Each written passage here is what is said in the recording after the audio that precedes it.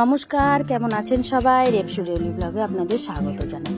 আমরা মায়াপুরে পৌঁছে খুব দেরি হয়ে গেছিলো, তাই তাড়াতাড়ি করে হোটেলে নিয়ে মন্দিরে যেতে পারিনি। প্রথমে হোটেলে গিয়ে তারপর আমরা বেরিয়ে পড়েছিলাম আশেপাশের বিভিন্ন মহাপ্রভুর জিনিস দর্শন করতে, মন্দির দর্শন করতে।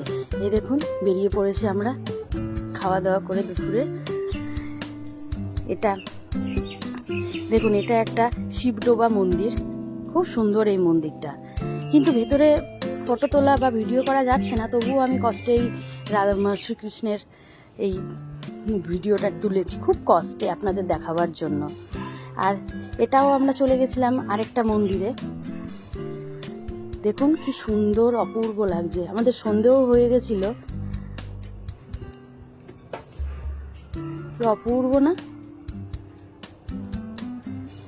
দোলের জন্য খুব সুন্দর করে সাজানো সব রাধাকৃষ্ণের মন্দিরগুলি।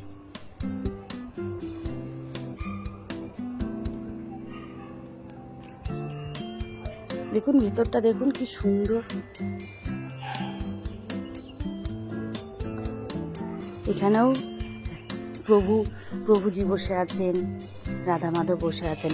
এই সেই নিম গাছের তলা। আপনারা জানেন এখানে শ্রী শ্রী নিমাই জন্মগ্রহণ করেছিলেন মায়ের কোলে। খুব সুন্দর, এটা বাঁধানো রয়েছে, খুব সুন্দর জায়গা।